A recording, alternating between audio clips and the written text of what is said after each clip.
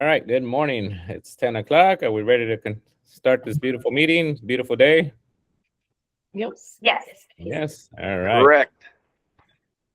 Well, thank you everybody for being there in person and on Zoom. Today is Wednesday, April 1st, 10 a.m. We'll go ahead and get started with the Arizona Real Estate Advisory Board meeting. Everybody should have a copy of their agenda, and I'll go ahead and call this meeting to order. Item number 2 on the agenda, prior meeting minutes available at the ADRE's YouTube channel. That link is available on the agenda and on the websites. Can we confirm that we have a quorum? Yes. Yes, we do. All right. Let's go ahead and get started with advisory board member reports. Let's start in person, and we'll start on the right-hand side of the room of the commissioner. Oh, Charlie. It's all you, Charlie. Well, No, we work here. oh, okay. Charlie Bowles, Tucson. Do you have an advisory board report? Oh, no, I don't. I'm sorry, I missed that part. All right. The announce yourself part, so we're doing it all at once. All right. Phoenix, and I don't have anything today. Okay. I'm glad to see Charlie here again. So Yes. all right. And then I'm sorry, you said you had no report as well? Nothing for now. All right. Who's next? Amy Gibson, advisory member, unofficial report of that fingerprinting has been going well with my contact. She's been doing about on average 2 to 3 events a week. Fingerprinting on average anywhere from 15 to 30 people. So that's going well. Unfortunately, there's still a lot of licensees that have no idea this is happening. Right. And, it's like, it's out there. Like everybody in the world, I feel like, is talking about it. Why are you I thought I lived under a rock. A But, lot of rocks out there. right? But that's essentially what I got for today. Firstly, I'd like to apologize for my tardiness. There was an accident right there. I had a quarter of a mile of freeway and it took 25 minutes. So I do have one report. Ellie White. I was reached by a licensed agent who also has her own paralegal company, and she specializes with seniors who need legal services but can't quite afford an attorney. And she maintains her real estate license because it helps her with referrals and direction. And she had a situation, she actually called the department, and the department referred her to the advisory board. She reached out to me. And she's been made aware of several seniors who have Medicaid liens on their properties. And there is apparently some licensed agents out there knocking on these doors and basically telling the owners that Altex will take their house from them. They will give them bottom dollar. And so you must list with me. And oh, by the way, I want to buy your house. And here's the comp, and the comps aren't real. So they're coming in as licensed agents, telling these people that they cannot afford a realtor to represent them in this transaction. And by the way, here I am, I'm licensed. Sad thing was, we had about 5 conversations over 2 days, totaling 2 hours of time, and this agent would not give me names, dates, addresses. And so I told her, please at least listen into our meeting. Come as a member of the public, listen in online. I don't know if you're out there today. I hope you are. This is just conversation. If we're not able to move forward with this, and it's sad that there are those among us who will do this to people. And I just hope if we know these people or we hear about this as licensed agents, as people, that we will go out and tell these seniors that no, that's not the way this needs to be done. And it just saddens me that these people don't know their rights, they don't know the rules, they don't know that their Altex cannot take their house. So that's all I have. Thank you for your time. Maybe she contacted constituent services to get directed to the advisory board. No, they would send her to us. Yeah. Yeah, the lady did actually call in and she spoke with Kathy Van, and Kathy directed her to me. Because it was a senior, because I've specialized in seniors for years. So. Thank you. Wonderful. Yeah. Okay, I guess it's my turn. Kelly Harrington, down in Pinal County. I don't have any huge updates other than the fingerprint thing seems to be still going well. There's lots of chatter about it in my area. We haven't really done any drives, but it does seem like everyone I've been talking to are starting to become aware of it. And as they need to renew their license, they're working on, getting their fingerprints up to date. Do something. We continue to have issues with solar. I think I brought it up last time, but I'll just. these solar companies are trying to take advantage of people. Even one of my own agents in my office, she was trying to Yuck. get her system refreshed, and now she has to hire a lawyer because they put a new battery unit in her garage. And they were going to finance it. Well, the company kept dragging their feet on finding different financing options. Well, it took so long that now they're saying they can't finance it and they wanted them to lie about it and say, well, just tell them it's a new unit. And my client's husband works in the Border Patrol, and he's like, I can't lie, like I'm a federal agent.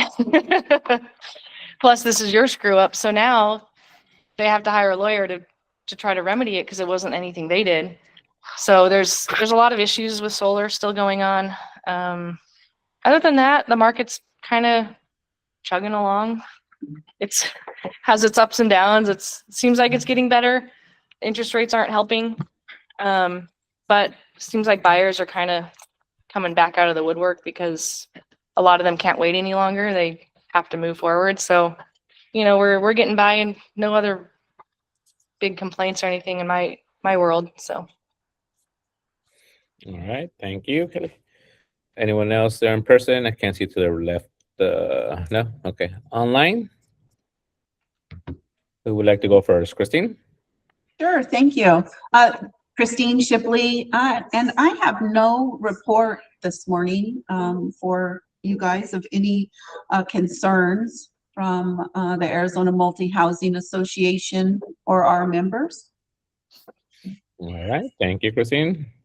Seems to be that this quarter has been kind of quiet. Everybody's busy in the beginning of the year. So, all right, Mr. Ramirez, welcome. Anything to report on your sector? Mr. Chairman, good morning to all. Apologize for being a couple of minutes late. And I apologize if you might have already mentioned it, but I typically like to give a quick update on our port of entry activity, which is tremendous work being done. The San Luis One port of entry modernization is very much underway. Actually, we're moving towards completion. And what I wanted to mention is that the new southbound lanes, for those who know San Luis, went operational last week. And then the northbound lanes are going operational this week. So the port's going from 8 northbound lanes, really 7, to 16. And then southbound, which was really haphazard, set up, going to 3, state-of-the-art, southbound lanes that offer security for the officers who are staffing those facilities, as well as for the traveling public, a much better experience all the way around. The reason why I mention this stuff is, San Luis, that is about a $350 million investment by the federal government. These are game changers that will have impact for multiple generations. We should see impacts in tourism, retail, hospitality in general. So these are phenomenal projects. So I'm very happy to see, and Mr. Chairman, I know you see it happening every day. We're also moving very fast on the construction of the new port of entry at Douglas. That's another $328 million of investment by the federal government. And just yesterday, we confirmed that the Mexican government has issued the RFP for the design of the master plan for the Mexican side of the new port of entry. That's about a $350 million investment in Douglas. And then we're about to start before the end of the year on the modernization of the existing port of entry at Raul Castro, another $340 million. So combined, round numbers, about $750 million of ports of entry and related infrastructure in Douglas. And we're starting a process to modernize the DeConcini port of entry in downtown Nogales. That's about $1.5 billion project. Wow. These are huge projects, game changers. They might be in a specific location, but they're really catalysts and enablers for a bunch of other things to happen. You know, decades ago, tourists across the border typically stayed very close to the border. Today, you know, a tourist crosses the border and they could be going in the winter skiing up in Flagstaff, shopping in Scottsdale, you know, going to Costco in Tucson. All these things have statewide and regional impact. So, Mr. Chairman, Madam Commissioner, these are exciting projects and remain very bullish on the future of the border region for Arizona, but more importantly, what that does for the Arizona-Mexico corridor for both trade and tourism. Just phenomenal opportunities. I want to remind everybody there's still tremendous need for additional housing in these communities. We have very fast growth. We have tremendous challenges and need hotels, residential. Mr. Chairman, you can talk about San Luis, but in Douglas, for instance, we have between Customs and Border Protection, Border Patrol, probably over 1,500 federal officers. We estimate that about 90 to 95% of them end up living in Sierra Vista because of the lack of appropriate housing in Douglas. These are systemic issues that we're trying to address. But if anybody's interested in building homes, whether it's 1 or 50 or 500, there's tremendous need in the border communities. With that, Mr. Chairman, I'm happy to answer any questions you might have. Thank you, Mr. Ramirez. Yeah, and you do see the change in the economy because the people that are leaving San Luis Port and the finishing the phase going to Douglas, we're seeing people move out of the area already. It brings a lot of economic growth to the region, these big projects at this level. So I've had at least 6 or 7 tenants give their notice to leave because they're going out to Douglas or they're going down to Nogales for those projects. So for those people in those areas, those realtors or those members out there, there's opportunity. So thank you for that report. Any questions for him? Well, a comment. We had a bunch of lots that we were looking at to develop in Gila Bend. And I met with D.R. Horton, KB Homes, Meritage, and none of them would show any interest whatsoever. And I talked to them about the number of people traveling between Buckeye and an hour and a half and buses and all of that, and it still didn't move them. So we still have a possibility going down there, but it's fading fast. What about, have you talked to Century Communities? Pardon? Century Communities or Century Complete? They do some smaller projects like that where it's like they'll even do infill lots and they don't need to do mass communities like a lot of the other builders. But that would be a good option. I have a contact over there if you need it. You just send that to Yeah. All right, good. Thank you. Mr. Cody? I don't really have anything to report. Everybody leaves me alone apparently because I'm in the home building world. I don't get any calls and complaints or updates, and I think we're pretty well monitored with all of our contracts and things like that going through the department. So pretty quiet on the home building front. All right. Thank you, Mr. Cody. Am I missing anyone for reports on the commission on the board besides myself? No. Okay. On my sector, I mean, it's the same old complaints that we're seeing. A big growth in complaints have been with builder/realtor representation. A lot of agents are getting not responses from realtors that are also builders. And when they take clients over there, I've had 4 or 5 cases where they take a client, the builder says there's no lots available to build a house, and then 2 days later, they contact the client and they wrote a contract with the builder directly. So a lot of that is happening out here. And I tell them, go ahead and submit a complaint. I tell them, submit a complaint because not only are they acting as builders, but also as realtor members. But in small rural communities, most agents don't want to do the complaint because it can't be anonymous. And then they feel that if they do the complaint, their livelihood is going to be on the stake because then it's a small community. They're not going to, even at that point, they're going to blacklist them completely. So we're seeing a lot of that happening out here when the builder is a licensed realtor and brokers together. We are also, and this is something new that happened this week. I did get a call about this, if it was legal or not. And, it was, I don't know which department requires this. So with new construction, new build, buyer decides to order a home inspection on the home before close of escrow, and the builder's rep tells them that the home inspector, who is a licensed inspection company, cannot go on the roof, otherwise the roof warranty will be voided completely. So the inspection would have to be done via drone or something like that. Right. But you don't get the same quality of inspection with a drone. Then a roofer might be able to bend over and look under the gable or something to see if something's missing there. So I don't know I told him to reach out to the Arizona Registered Contractors to find out the legality to that. I'm not sure that's something on the department side. I am getting good feedback on the fingerprints too. The Yuma Association here locally had an event, the first one this past month.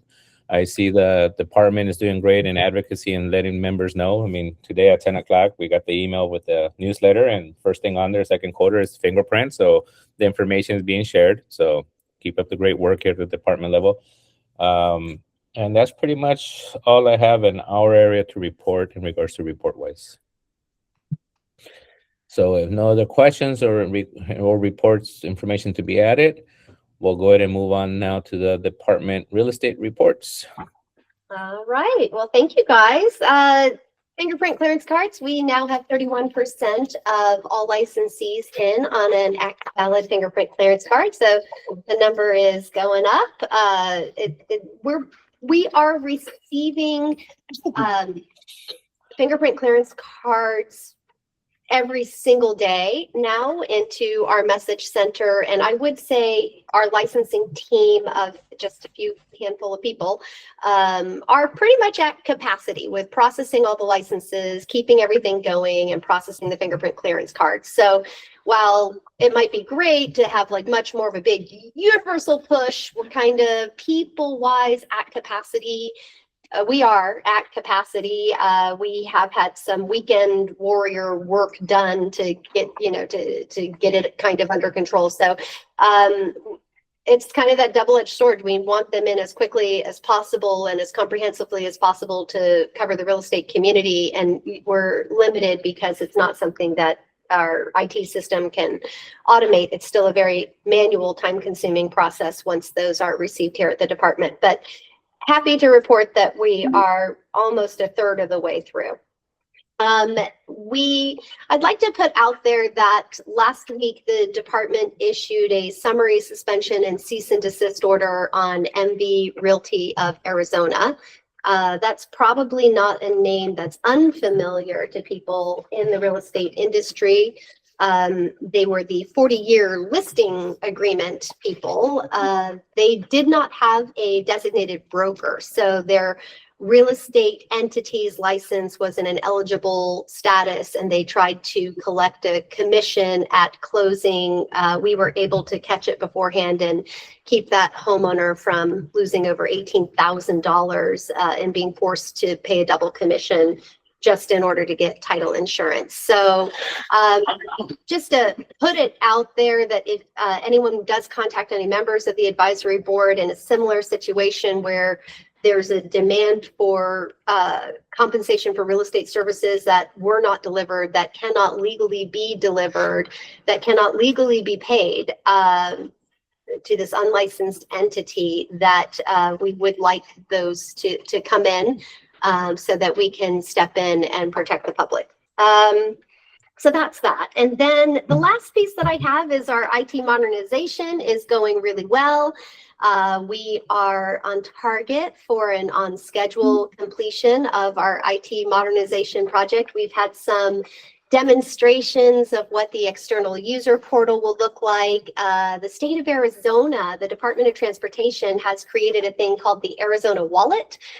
So it's like your Apple Wallet or your Android wallet, but it is something that will live in your phones if you opt to do it this way, and it can hold your driver's license, your hunting license, your real estate license, your car registration, anything that is state of Arizona can be held in there. And that technology is pretty cool, especially for people that like to use Face ID to sign into things, because you'll just be able to, sort of go into Face ID. So we're going to plug into the Arizona wallet.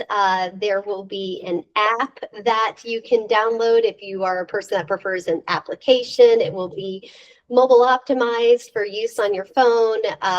The applications will save exactly where you are. You can't submit without it being complete. We look forward to enormous increased efficiencies when this system finally rolls out. And we'll be able to help our designated brokers with some attestations at the time that an agent severs from your brokerage. We have heard from many of our brokers, especially brokers that have very, very large real estate companies, that sometimes severs happen and they never meet with the broker. And it's messy in if there's clients that need to be taken care of, that need to be transferred either to another brokerage or to another agent at that brokerage or to the broker themselves.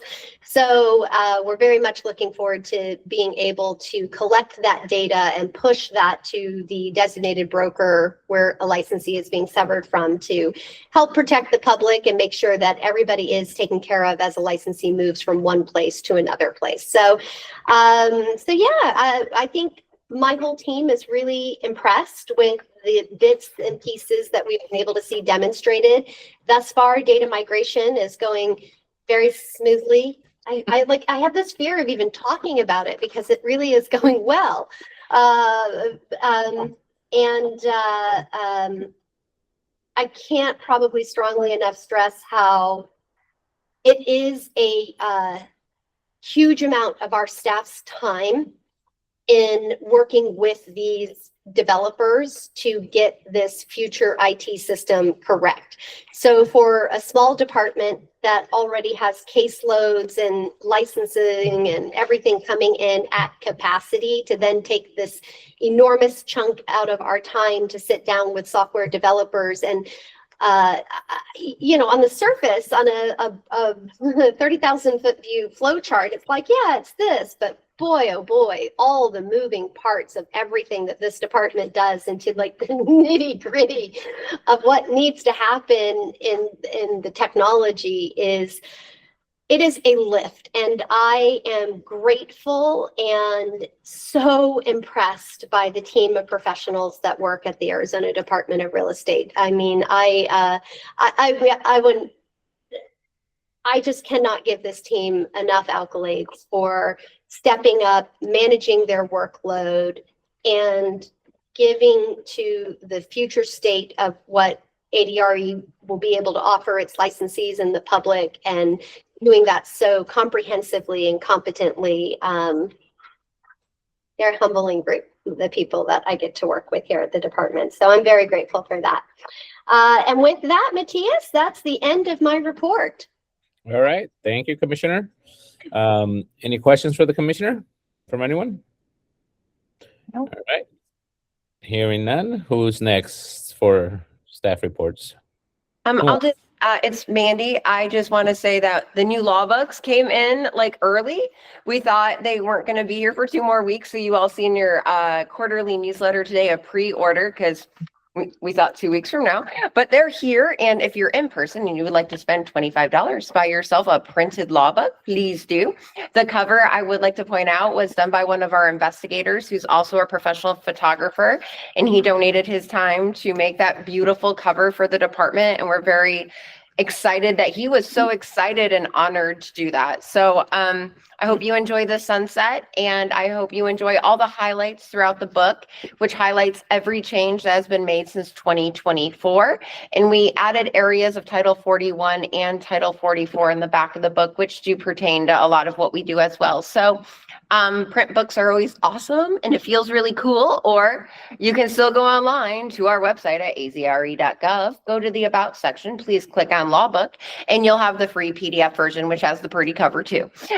And that's all I have for you today. I mean, I'm so excited because it has a lay flat spine this time. It's like you open it and it lays flat for you, and that makes me very happy. Which I expected to be immediate, but then Rhea told me I had to break the spine, you know.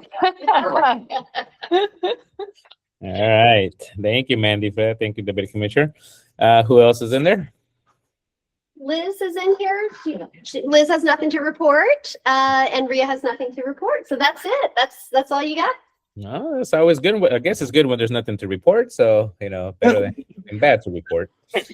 All right. So now part of your reports, you gave the department IT modernization update. Is there additional information you want to add to that per the agenda or no? No, that's pretty much it. Yeah.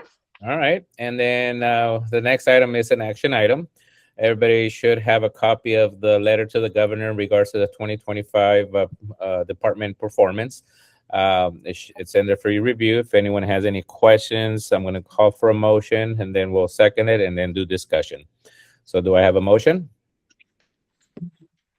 I would make, Oh, go ahead, Christine. I would make a motion to approve the letter. Okay. Do I have a second? Second.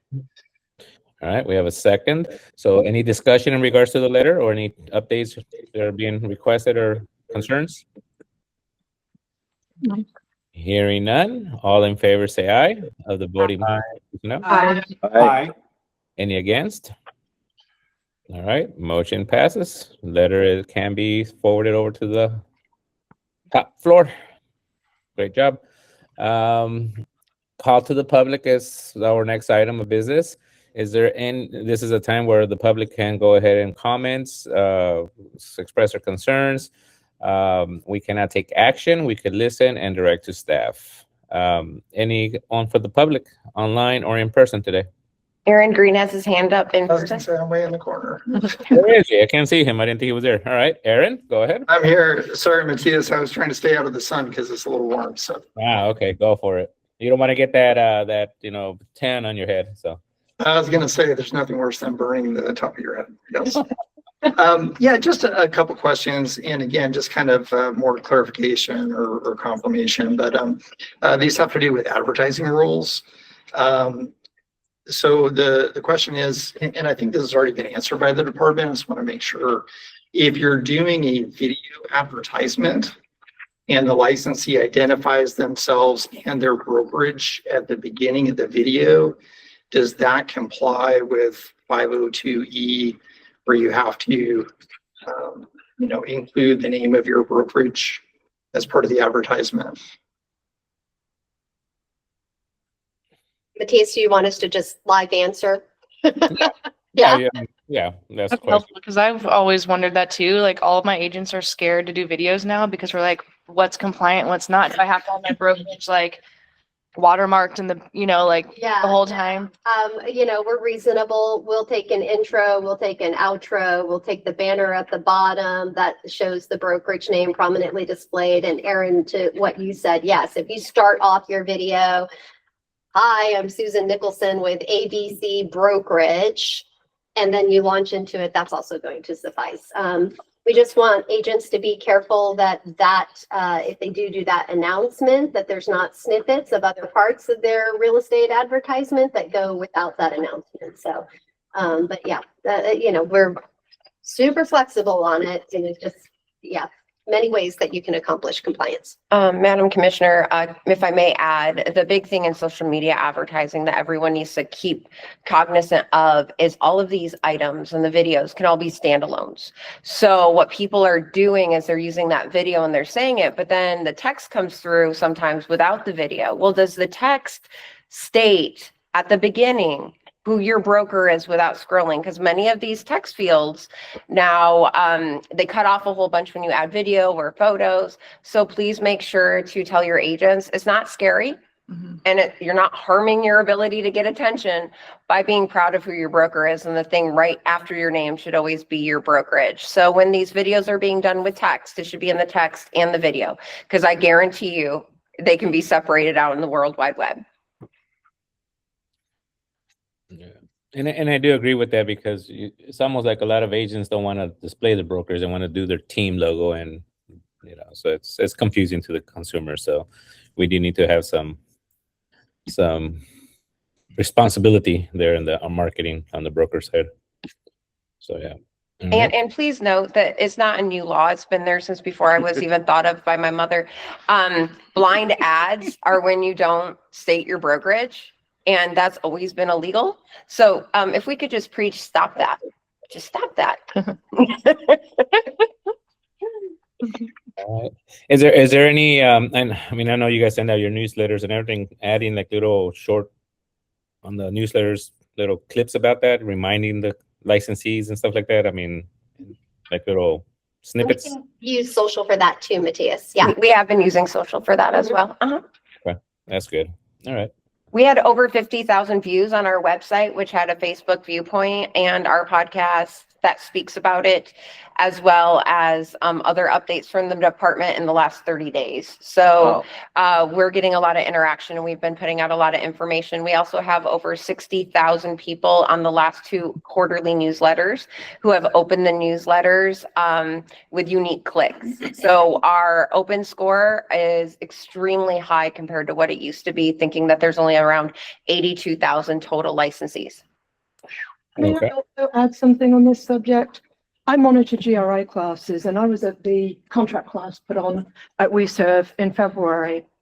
And a lovely young lady came to me. She chose to sit in the back of the room on her own, brand new agent, been licensed about 3 weeks. And new agents were afraid to talk in class. I was there years ago. I understand it. And then people are like, oh God, she talks funny. And so you really like clam up. So she kept coming up to me, asking me little questions. I'm like, oh, you know? And she said, yes. And I said, have you chosen a brokerage? And she said, yes. And I said, have you talked to your broker? Who is it, may I ask? Well, she was on a very well-known team, and she was under the impression her team leader was her broker. Yeah. And Yep. I felt it was not my place to educate her in this because I'm only a GRI monitor. I'm not her broker. And I just said, you know what? I really think you need to kind of go back, take a look at the name on the door when you walk in. She had no idea. Lovely agent, definitely wanted to learn.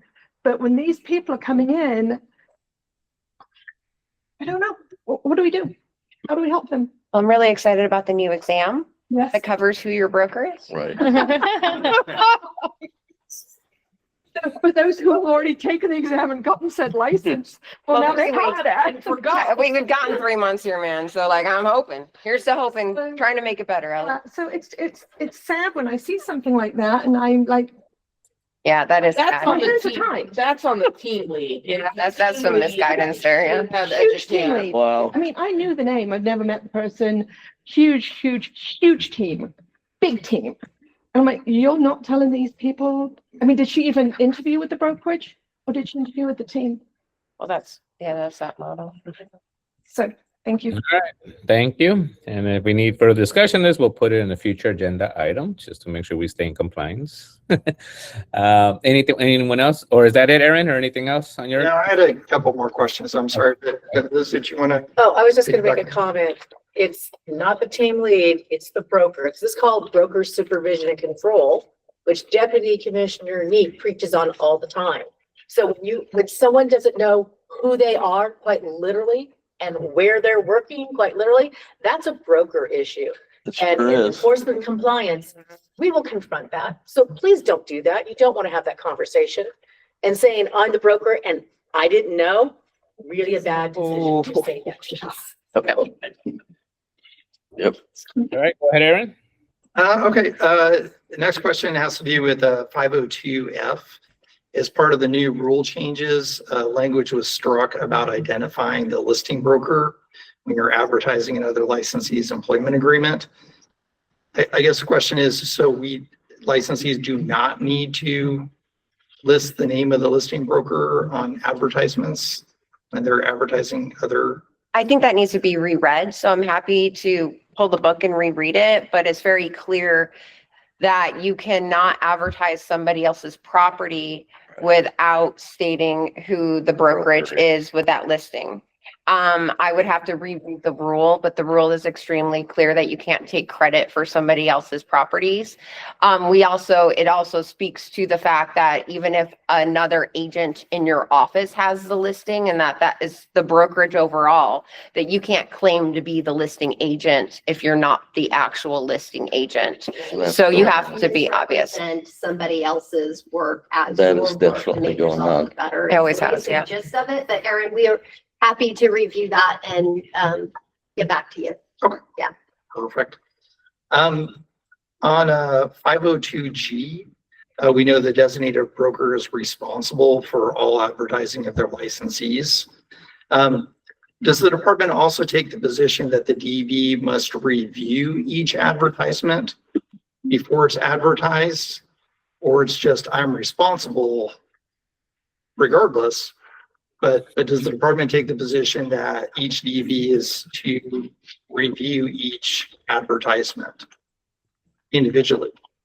So Aaron, the designated broker is responsible for the supervision and control of all real estate licensed activity at that firm, at that entity. But we don't get down into the nitty gritty of how they exactly go about that. So in the event that we received a complaint and we were doing an investigation or there was an audit, we would have to very much look at the specifics of that particular brokerage's supervision and control. Thank you. I have a couple other questions. This has to do just with timing of stuff. For fingerprint cards, I think previously you had said that you anticipated by October, you would be able to send out the notice to all licensees that they have 90 days to comply. Is that still the time period?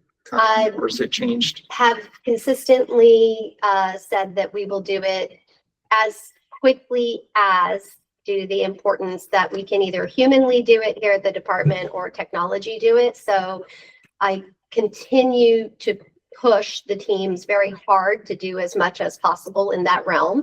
And I think really the only solid thing, because everything is so fluid, is that I can say we are 100% committed that all licensees will get a 90-day, a 60-day, and a 30-day notice prior to any kind of disciplinary or enforcement action of you don't have a valid fingerprint clearance card. So given the scope of the IT project, there just is not a way that I can say this is the date. And I think that's unfair to really kind of put out there a date and have people maybe bank on it, and then I, move it up or have to push it back. So the commitment from this department is we will issue a 90-day, a 60-day, and a 30-day notice prior to any disciplinary action. And that's how licensees will be able to make sure. And, those notices will go directly to those licensees, to their contact with the department. Yeah, no, I 100% get it. I'm not trying to nail you down of providing a date. I think last time you said that your ballpark, it was going to be around October. Has that changed at all? I think, what I can say is we are on track for delivery of this system this calendar year.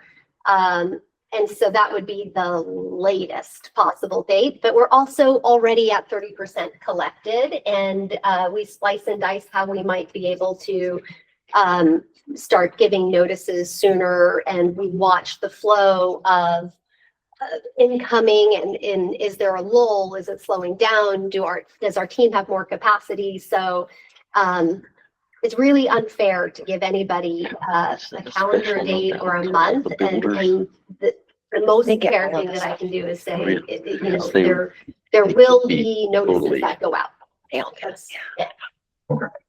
This kind of piggybacks with this. I know that the department is going to require teams to register their home. They were clueless. Sorry, Charlie. The mic picks up every little noise. Sorry. Go ahead. Sorry. As far as a ballpark time frame for that, also, it was also kind of tied to that towards like the end of the year. Is that still? Again, we hinge on the ability to do that within our IT systems, and I'm not out to play gotcha with the real estate community. We don't have time. I don't have that many investigators. So again, before there's any enforcement action, you're going to receive ample, thorough notification from the department. So on the collection of names, we would very loudly start to broadcast it. I think, it's fair to say you could expect to see it on socials. You could expect to hear it on a podcast. You could expect a tutorial. You could expect notices to go out. And again, it hinges on technology. So it's really when we're able. Yeah. And then last, also with computers, I know the department is rolling out SPSs. I know one just came out. when, again, not trying to pin down an exact date, but I know that there was going to be a couple others that the department was working on as far as the new rules. Do we have any anticipation of when those other SPSs might be coming out? So I did reach out to several designated brokers at all different size real estate companies, from our very biggest in the state to some of our very smallest and in between. And I said, what's still necessary? What do you guys still not understand? What, when you read the printed word, you're like, I just don't understand, and that you could utilize an SPS on. And 100% of them said, like, nope, we got it. And, and I will also add a big kudos to Liz and Mandy, because I got a lot of shout outs about how this department was very proactive when they were building their policies and procedures, that as they had questions, we were very quick to respond and to call and to answer all of those questions. And I mean, I could start naming off names of brokerages. I don't know if they would appreciate that necessarily, but I basically said, I'm willing to write substantive policies, but I don't think we need to create substantive policies where the law is clear. And so what is it out there that your broker teams, that you as a broker, that your agents still don't understand? And right now, I don't have any calls from the industry. We don't have anything in the message center. We don't have anybody emailing myself or Deputy Need or Assistant Commissioner Recchia saying, we need you to clarify this. This is confusing us and we feel at risk. And so, Aaron, if you are aware from, Arizona Association of Realtors that there are brokers out there that are somehow waiting for something from us, it may be appropriate for us to just, work with us, and we'll work with them. And if there's something that is much more sort of, the whole industry needs you to clarify because the law itself is not clear enough, then we can certainly do that. So. Okay. No, I misunderstood. I thought last time you were already working on them and it was going through the lawyer stuff. So I must have misunderstood. So there's no plans to have any it was specific the FCC one SPSs. that was going through the lawyer stuff. Oh yeah, the FCC one was going through the lawyer stuff, because that one was necessary because that area of statute says that it may happen. And so that one was necessary for a clarification. So, but other than that, I think I'll reach out to educators. There's a possibility that maybe educators might need more. But there's still a whole body of substantive policy statement from Commissioner Lowe and from Commissioner DeTore that I have not rescinded. And so that still stands as, policy for this department. Okay, so there's no current SPSs being worked on, maybe in education. Maybe in education. I think that's the one outstanding area. We did a really good job with educators, though. The school administrators is usually the emails we have on file. And we developed a work group and we went through all the rules and we did several updates to that community on exactly when things would be enforced versus them getting their systems up to speed, because there's a lot of change that needs to happen with just simple course titles and course categories and maybe expanding certain areas. So we've already worked directly with the education community, and I haven't heard back from them at this point on any rule issues that they're having, because we communicated at least 2 or 3 times. Excellent. Just last question has to do with the broker model policy manual. I know that's been removed. Question, I think I know the answer is the department going to be putting out a new one? No. We have too many brokerages that we audit that have downloaded the model broker policy manual and put their name on the front page and not read it. And they don't change anything in it. So it still says, and fill in your policy here about da da da da da. And they don't read it, and they think that they are in compliance with the broker policy manual. In all honesty, in the audits that we have conducted, we felt that putting that out there causes more harm than good to our brokerages, because rather than them really evaluating their business processes and putting together a policy manual. They were just downloading it and putting their logo on the front page. So we have taken it down more as a service than anything else because we have people get in trouble over that regularly.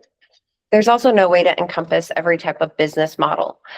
Real estate is so all encompassing, from industrial to commercial to multi-housing to concepts of LLCs that are primarily doing real estate business and needing certain aspects, that it is a true disservice to have them rely upon an opinion of someone who has no concept of what you're doing as a business model. So every broker should take into account that that's their risk management tool and they're an independent business. Yeah, I think it would be a great tool that like industry could provide to industry, but yeah, it wasn't, it was causing more harm than good in the individuals that we had looked at with it. So.